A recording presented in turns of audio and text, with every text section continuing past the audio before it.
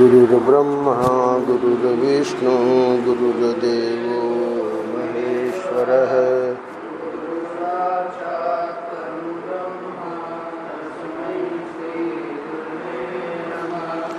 रामं रामानुजं सीतां भरतं भरतानुजं सुग्रीवं वायुसूनुं च प्रणमामि पुनः पुनः। नमोऽस्तु रामाय सलक्ष्मणाय देव्यै च तस्यै जनकात्मजायै। नमोऽस्तु रुद्रेन्द्रयमानिलेभ्यो नमोऽस्तु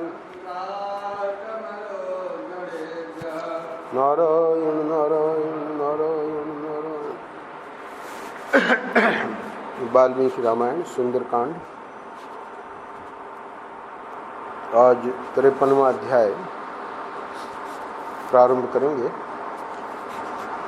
कल के प्रसंग में हम लोगों ने श्रवण किया, विभीषण ने अपने भाई रावण को समझाया कि दूत का वध उचित नहीं है। बहुत सारी युक्तियां दी, पहले तो रावण नहीं माना। अंत में अपने छोटे भाई विभीषण की इस उत्तम और प्रिय वचन को सुनकर निशाचरों के स्वामी तथा देवलोक के शत्रु महाबली राक्षस राज रावण ने बुद्धि से सोच विचार कर उसे स्वीकार कर लिया, यानी कोई अंग भंग कर दिया जाए। तो अगले अध्याय में छोटे भाई महात्मा विभीषण की बात देश और काल के लिए उपयुक्त एवं हितकर थी। उसको सुनकर दशानन ने कहा, हे विभीषण, तुम्हारा कहना ठीक है। वास्तव में दूत के वध की बड़ी निंदा की गई है, परंतु वध के अतिरिक्त दूसरा कोई दंड इसे अवश्य देना चाहिए। तो स्वयं ही निर्णय करता है। वानरों को अपनी पूंछ बड़ी प्यारी होती है, वही इनका आभूषण है। अतः जितना जल्दी हो सके इसकी पूंछ जला दो। जली पूंछ लेकर ही यह यहाँ से जाए। वहाँ इसके मित्र, कुटुंबी, भाई, बंधु तथा हितैषी सुहृद इसे अंग भंग के कारण पीड़ित एवं दीन अवस्था में देखें। फिर राक्षस राज रावण ने यह आज्ञा दी कि राक्षसगण इसकी पूंछ में आग लगाकर इसे सड़कों और चौराहों सहित समूचे नगर में घुमावें। स्वामी का यह आदेश सुनकर क्रोध के कारण कठोरतापूर्ण बर्ताव करने वाले राक्षस हनुमान जी की पूंछ में पुराने सूती कपड़े लपेटने लगे। जब उनकी पूंछ में वस्त्र लपेटा जाने लगा, उस समय वनों में सूखी लकड़ी पाकर भभक उठने वाली आग की भांति उन महाकपि का शरीर बढ़कर बहुत बड़ा हो गया। राक्षसों ने वस्त्र लपेटने के पश्चात उनकी पूंछ पर तेल छिड़क दिया और आग लगा दी। तब हनुमान जी का हृदय क्रोध से भर गया। उनका मुख प्रातः काल के सूर्य की भांति अरुण आभा से उद्भासित हो उठा और सबसे पहला काम क्या करते हैं, वे अपनी जलती हुई पूंछ से ही राक्षसों को पीटने लगे। तब क्रूर राक्षसों ने मिलकर, बंधे हुए तो थे ही, और बांध दिया, कसकर बांध दिया।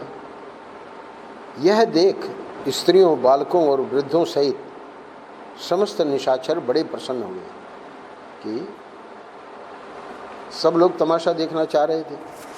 तब वीरवर हनुमान जी बंधे बंधे ही उस समय के योग्य विचार करने लगे। अब देखिए हनुमान जी क्या विचार करते हैं। यद्यपि मैं बंधा हुआ हूँ तो भी इन राक्षसों का मुझ पर जोर नहीं चल सकता। इन बंधनों को तोड़कर मैं ऊपर उछल जाऊंगा और पुनः इन्हें मार सकूंगा। मैं अपने स्वामी श्री राम के हित के लिए विचर रहा हूँ, तो भी ये दुरात्मा राक्षस यदि अपने राजा के आदेश से मुझे बांध रहे हैं, तो इससे मैं जो कुछ कर चुका हूँ उसका बदला नहीं पूरा हो सका है। मैं युद्ध स्थल में अकेला ही इन समस्त राक्षसों का संहार करने में पूर्णतः समर्थ हूँ, किंतु इस समय श्री रामचंद्र जी की प्रसन्नता के लिए मैं ऐसे बंधन को चुपचाप सह लूँगा। जब कसकर बांध रहे थे तो उसी समय विचार कर रहे हैं, ऐसा करने से मुझे पुनः समूची लंका में विचरने और इसके निरीक्षण करने का अवसर मिलेगा, क्योंकि रात में घूमने के कारण मैंने दुर्ग रचना की विधि पर दृष्टि रखते हुए इसका अच्छी तरह अवलोकन नहीं किया था। अतः सवेरा हो जाने पर मुझे अवश्य ही लंका देखनी है। भले ही ये राक्षस मुझे बारंबार बांधें और पूंछ में आग लगाकर पीड़ा पहुंचाएं, मेरे मन में इसके कारण तनिक भी कष्ट नहीं होगा। तदनंतर वे क्रूर कर्मा राक्षस अपने दिव्य आकार को छिपाए रखने वाले सत्व गुणशाली महान वानरवीर कपिकुंजर हनुमान जी को पकड़कर बड़े हर्ष के साथ ले चले और शंख एवं भेरी बजाकर उनके यानी रावण द्रोह आदि अपराधों की घोषणा करते हुए उन्हें लंकापुरी में सब ओर घुमाने लगे। शत्रुदमन हनुमान जी बड़ी मौज से आगे बढ़ने लगे। समस्त राक्षस उनके पीछे पीछे चल रहे थे। महाकपि हनुमान जी राक्षसों की उस विशाल पुरी में विचरते हुए उसे देखने लगे। उन्होंने वहाँ बड़े विचित्र विमान देखे, परकोटों से घिरे हुए कितने ही भूभाग, पृथक पृथक बने हुए सुंदर चबूतरे, घनीभूत गृह पंक्तियों से घिरी हुई सड़कें, चौराहे, छोटी बड़ी गलियाँ और घरों के मध्य भाग, इन सब को वे बड़े गौर से देखने लगे।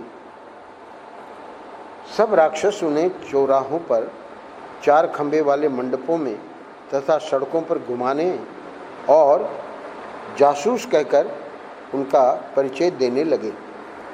भिन्न भिन्न स्थानों में जलती पूंछ वाले हनुमान जी को देखने के लिए वहाँ बहुत से बालक, वृद्ध और स्त्रियाँ कौतूहलवश घर से बाहर निकल आती थी। हनुमान जी की पूंछ में, अब यहाँ वाल्मीकि जी वर्णन कर रहे हैं कि हनुमान जी की पूंछ में जब आग लगाई जा रही थी, उस समय भयंकर नेत्रों वाली राक्षसियों ने सीता देवी के पास जाकर उनसे यह अप्रिय समाचार कहा।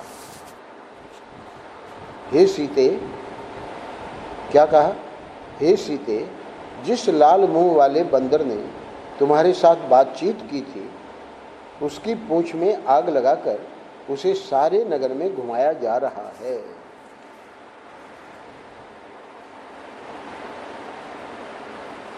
वाल्मीकि जी वर्णन कर रहे हैं कि अपने अपहरण की ही भांति दुख देने वाली यह क्रूरतापूर्ण बात सुनकर, यानी दूत को इस प्रकार से पूंछ जलाकर घुमाया जा रहा है, विदेह नंदिनी सीता शोक से संतप्त हो उठी। अब करती क्या है? और मन ही मन अग्निदेव की उपासना करने लगी। उस समय विशाल लोचना पवित्र हृदया सीता महाकपि हनुमान जी के लिए मंगल कामना करती हुई अग्निदेव की उपासना में संलग्न हो गईं। उपासना के श्लोक दिए हैं। यदि अस्ति पति शुश्रूषा, यदि अस्ति चरितम तपः, यदि वा तू एक पत्नीत्वम शीतो भव हनुमतः। 4 श्लोक हैं। हे अग्निदेव, यदि मैंने पति की सेवा की है और यदि मुझ में कुछ भी तपस्या तथा पातिव्रत्य का बल है, तो तुम हनुमान के लिए शीतल हो जाओ। अगले श्लोक में, यदि बुद्धिमान भगवान श्री राम के मन में मेरे प्रति किंचिन मात्र भी दया है, अथवा यदि मेरा सौभाग्य शेष है तो तुम हनुमान के लिए शीतल हो जाओ। तीसरे श्लोक में, यदि धर्मात्मा श्री रघुनाथ जी मुझे सदाचार से संपन्न और अपने मिलने के लिए उत्सुक जानते हो तो तुम हनुमान के लिए शीतल हो जाओ। और चौथे श्लोक में कहती है, यदि सत्य प्रतिज्ञ आर्य सुग्रीव इस दुख के महासागर से मेरा उद्धार कर सकें तो तुम हनुमान के लिए शीतल हो जाओ। मृगनंदी सीता के इस प्रकार प्रार्थना करने पर तीखी लपटों वाले अग्निदेव मानो उन्हें हनुमान के मंगल की सूचना देते हुए शांत भाव से जलने लगे। उनकी शिखा प्रदक्षिण भाव से उठने लगी। हनुमान के पिता वायु देवता भी उनकी पूंछ में लगी हुई आग से युक्त हो बर्फीली हवा के समान शीतल और देवी सीता के लिए स्वास्थ्यकारी यानी सुखद होकर बहने लगे। अब हनुमान जी भी आश्चर्य कर रहे हैं। उधर पूंछ में आग लगाई जाने पर हनुमान जी सोचने लगे, अहो यह आग सब ओर से प्रज्वलित होने पर भी मुझे जलाती क्यों नहीं है? इसमें इतनी ऊंची ज्वाला उठती दिखाई देती है, तथापि यह आग मुझे पीड़ा नहीं दे रही है। मालूम होता है, क्या मालूम होता है? मेरी पूंछ के अग्रभाग में बर्फ का ढेर सा रख दिया गया है। अथवा एक और उपमा दे रहे हैं, उस दिन समुद्र को लांघते समय मैंने सागर में श्री रामचंद्र जी के प्रभाव से पर्वत के प्रकट होने की जो आश्चर्यजनक घटना देखी थी, मेनाक पर्वत जो प्रकट हुआ था, तो उसी तरह आज यह अग्नि की शीतलता भी व्यक्त हुई है। यदि श्री राम के उपकार के लिए समुद्र और बुद्धिमान मेनाक के मन में वैसी आदरपूर्ण उतावली देखी गई, तो क्या अग्निदेव उन भगवान के उपकार के लिए शीतलता नहीं प्रकट करेंगे? निश्चय ही भगवती सीता की दया एक बात, श्री रघुनाथ जी के तेज दूसरी बात, तथा मेरे पिता की मैत्री के प्रभाव से अग्निदेव मुझे जला नहीं रहे हैं। तदनंतर कपिकुंजर हनुमान ने पुनः एक मुहूर्त तक इस प्रकार विचार किया, मेरे जैसे पुरुष का यहाँ इन नीच निशाचरों द्वारा बांधा जाना कैसे उचित हो सकता है? पराक्रम रहते हुए मुझे अवश्य इसका प्रतिकार करना चाहिए। अब तक इनको जो भी देखना था लंका देख ली। ये सोचकर वे वेगशाली महाकपि हनुमान, जिन्हें राक्षसों ने पकड़ रखा था, उन बंधनों को तोड़कर बड़े वेग से ऊपर को उछले और गर्जना करने लगे। उस समय भी उनका शरीर रस्सियों में बंधा हुआ ही था, यानी कुछ बंधन तो बड़े होने से टूट गए, पर कुछ बंधन जो है अब भी, क्योंकि पहले जो रस्सियां बांधी गई थी वो अभी थी। तो उछलकर वे श्रीमान पवन कुमार पर्वत शिखर के समान ऊंचे नगर द्वार पर जा पहुँचे, जहाँ राक्षसों की भीड़ नहीं थी। राक्षसों की भीड़ तो पीछे रह गई, और पर्वताकार होकर भी वे मनस्वी हनुमान पुनः क्षण भर में बहुत ही छोटे और पतले हो गए। इस प्रकार उन्होंने अपने सारे बंधनों को निकाल फेंका। उन बंधनों से मुक्त होते ही तेजस्वी हनुमान जी फिर पर्वत के समान विशालकाय हो गए। उस समय उन्होंने जब इधर उधर दृष्टि डाली तो अब दो बातें हैं, एक तो लंका को जलाना, एक राक्षसों को मारना भी है। तो मारने के लिए तो हाथ में कुछ चाहिए। तो दृष्टि डाली तो उन्हें फाटक के सहारे रखा हुआ एक परिघ दिखाई दिया। काले लोहे के बने हुए उस परिघ को लेकर महाबाहु पवनपुत्र ने वहाँ के समस्त राक्षसों को फिर मार गिराया। उन राक्षसों को मारकर रणभूमि में प्रचंड पराक्रम प्रकट करने वाले हनुमान जी पुनः लंकापुरी का निरीक्षण करने लगे। उस समय जलती हुई पूंछ से जो ज्वालाओं की माला सी उठ रही थी, उससे अलंकृत हुए वे वानर वीर तेज पुंज से देदीप्यमान सूर्य देव के समान प्रकाशित हो रहे थे। 53वां अध्याय यहाँ पूरा होता है। अगले अध्याय में हनुमान जी के सभी मनोरथ पूर्ण हो गए थे। उनका उत्साह बढ़ता जा रहा था, अतः वे लंका का निरीक्षण करते हुए शेष कार्य के संबंध में विचार करने लगे। अब इस समय लंका में मेरे लिए कौन सा ऐसा कार्य बाकी रह गया है जो इन राक्षसों को अधिक संताप देने वाला होवे। तो या तो समुद्र में जाके बुझा लें और अपना लौट जाए, पर नहीं, अभी काम बाकी है। क्या बाकी है? प्रमदा वन को तो मैंने पहले ही उजाड़ दिया था, बड़े बड़े राक्षसों को भी मौत के घाट उतार दिया और रावण की सेना के भी एक अंश का संहार कर डाला। अब काम क्या बाकी है?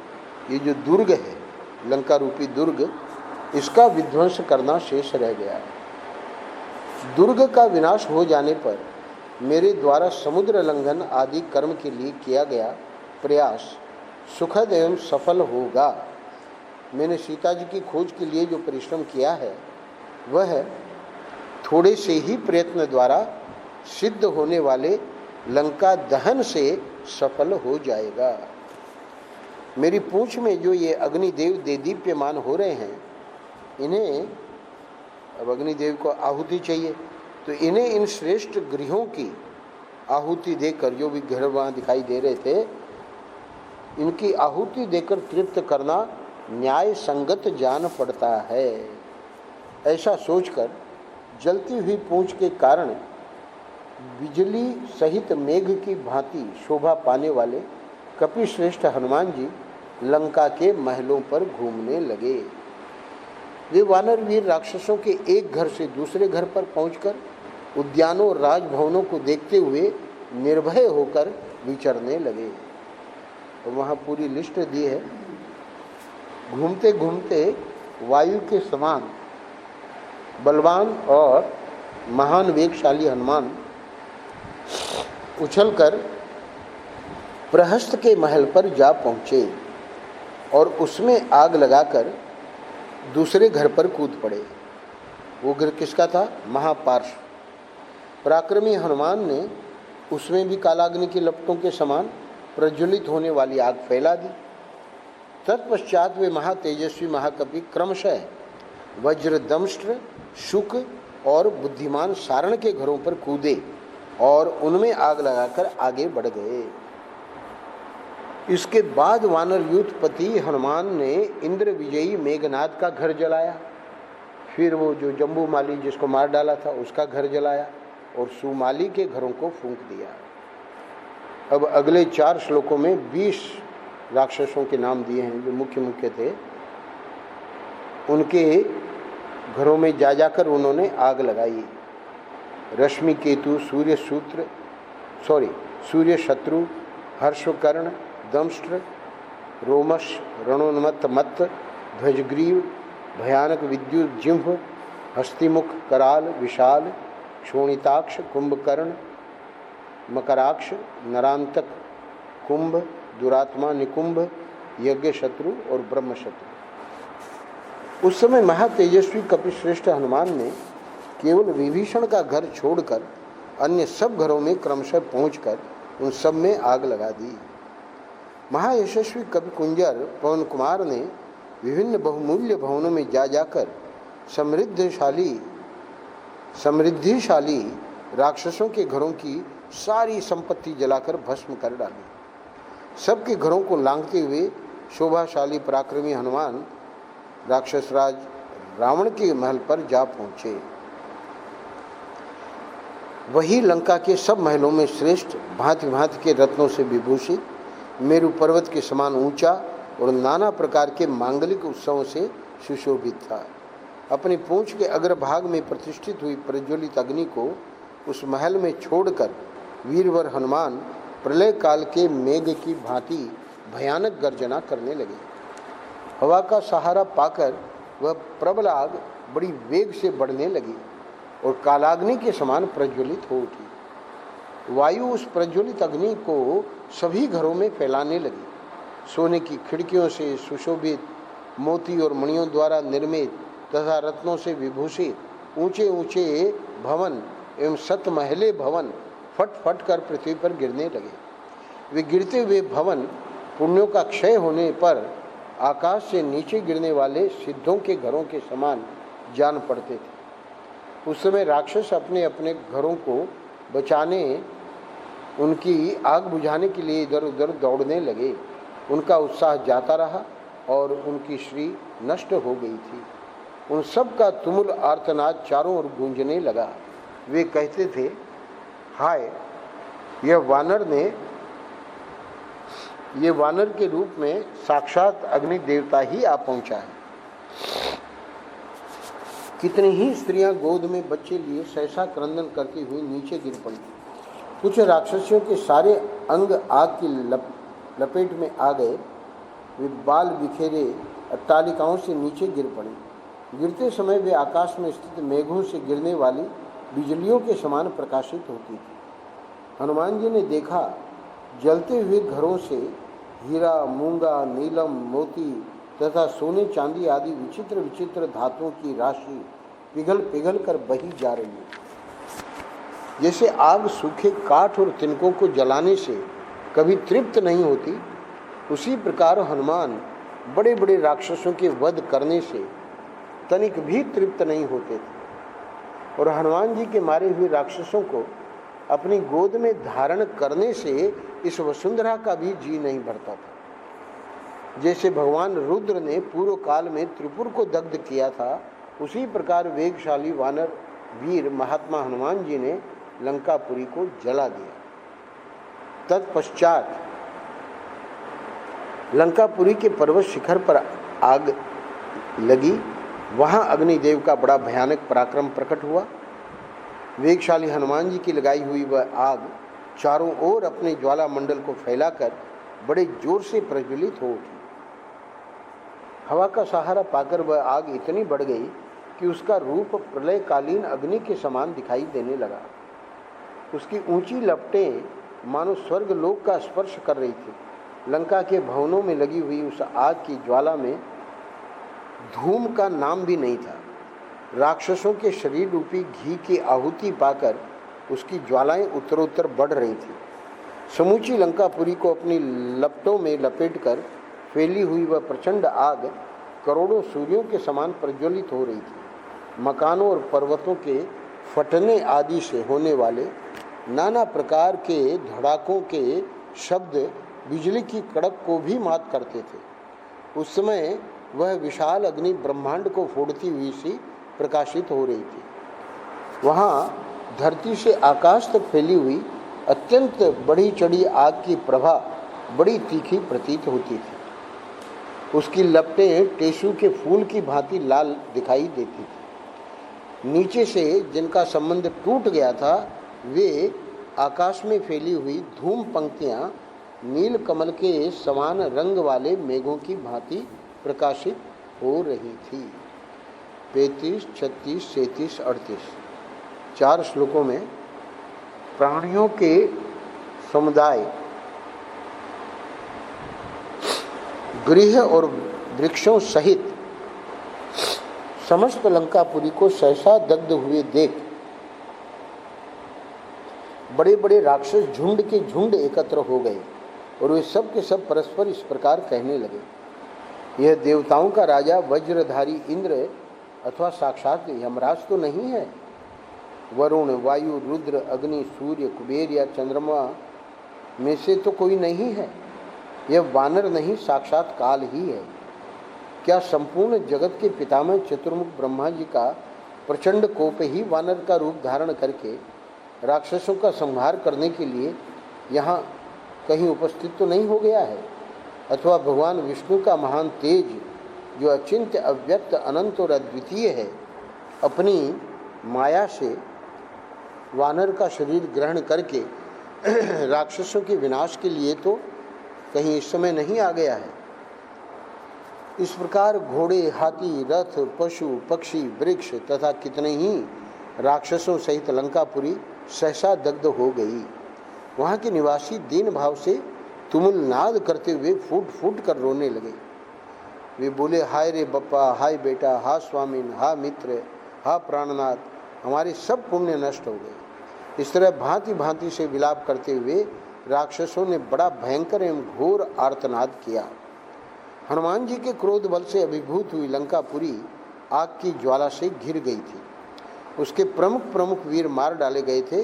समस्त योद्धा तीतर भीतर और उद्विग्न हो गए थे। इस प्रकार वह पूरी शाप से आक्रांत हुई सी जान पड़ती थी। महामनस्वी हनुमान ने लंकापुरी को स्वयंभू ब्रह्मा जी के रोष से नष्ट हुई पृथ्वी के समान देखा। वहाँ के समस्त राक्षस बड़ी घबराहट में पड़कर त्रस्त और विषादग्रस्त हो गए थे। अत्यंत प्रज्वलित ज्वालामालाओं से अलंकृत अग्निदेव ने उस पर अपनी छाप लगा दी थी।